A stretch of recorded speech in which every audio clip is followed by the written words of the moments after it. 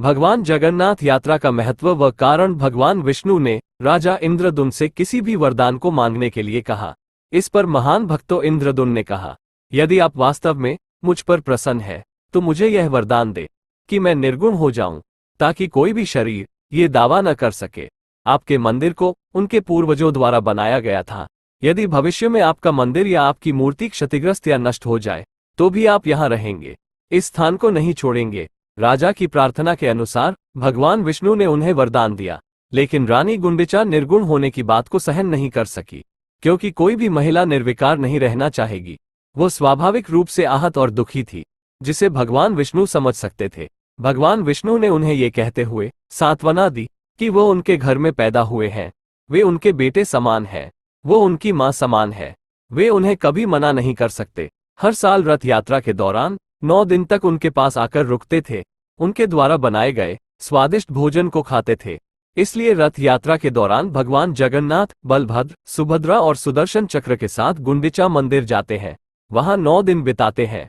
रानी गुंडिचा जो देवकी नहीं है, यशोदा भी नहीं है, बस उस कान्हा ने उनसे वादा किया था, इसलिए हर साल अपना वादा पूरा करने आ जाते हैं।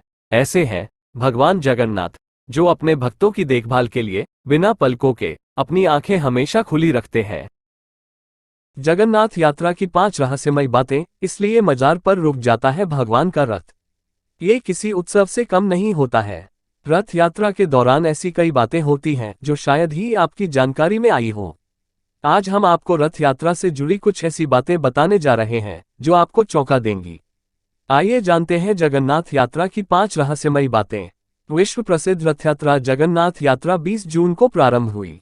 हर वर्ष भगवान जगन्नाथ की रथ यात्रा आषाढ़ मास के शुक्ल पक्ष के दूसरे दिन निकाली जाती है और शुक्ल पक्ष के 11वें दिन समाप्त होती है। 10 दिवसीय रथ यात्रा का कार्यक्रम किसी त्योहार से कम नहीं होता है। इस रथ यात्रा में देश विदेश से लाखों की संख्या में भक्त पहुंचते हैं।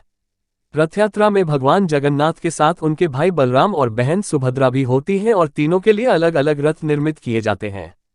रथ यात्रा में सबसे आगे बलराम जी का रथ, उसके बाद देवी सुभद्रा का रथ और सबसे पीछे भगवान जगन्नाथ श्री कृष्ण का रथ होता है। आज हम आपको भगवान जगन्नाथ की रथ यात्रा में होने वाली ऐसी 5 बातों के बारे में बताएंगे जो आज भी चौंका देने वाली होती हैं।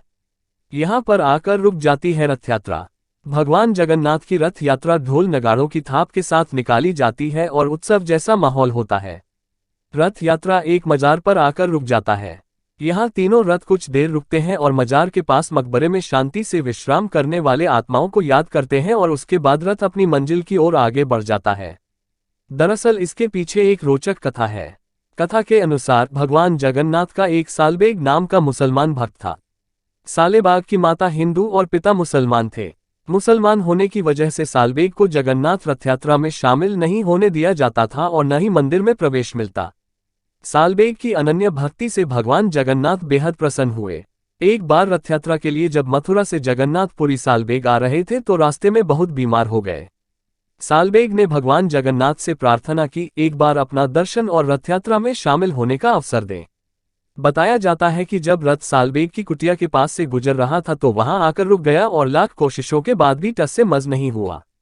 बाद में सालबेग ने भगवान जगन्नाथ की पूजा की, फिर रथ आगे आराम से बढ़ गया। तभी से परंपरा चली आ रही है कि कुछ समय तक सालबेग की मजार के पास रथ रुकेगा और फिर मौसी के घर गुंडीचा मंदिर के लिए रथ का पहिया आगे बढ़ता है। इस तरह तैयार होते हैं तीनों रथ। रथ यात्रा के लिए जो रथ बनाया जाता है उसका काम अक्षय तृतीया से शुरू हो जाता है। रथ बनाने के लिए नीम और हांसी के पेड़ों की लकड़ियों का प्रयोग किया जाता है। 3 रथों को बनाने में 884 पेड़ों का प्रयोग किया जाता है। पुजारी जंगल जाकर पेड़ों की पूजा करते हैं, जिनका प्रयोग रथ के इस्तेमाल के लिए किया जाता है। पूजा के बाद सोने की कुल्हाड़ी से पेड़ों को कट लगाया जाता है। इस कुल्हाड़ी को पहले भगवान जगन्नाथ की प्रतिमा से स्पर्श करवाया जाता है।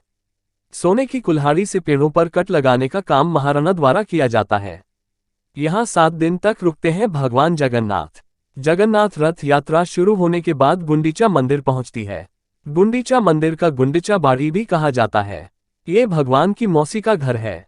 यहाँ भगवान जगन्नाथ, बलराम और देवी सुभद्रा 7 दिनों तक विश्राम करते हैं। गुंडीचा मंदिर में भगवान जगन्नाथ के दर्शन को आर्णव दर्शन कहा जाता है। गुंडीचा बाड़ी के बारे कहा जाता है कि यहीं पर देव शिल्पी विश्वकर्मा ने भगवान जगन्नाथ, बलराम और देवी सुभद्रा की प्रतिमाओं का निर्माण किया था।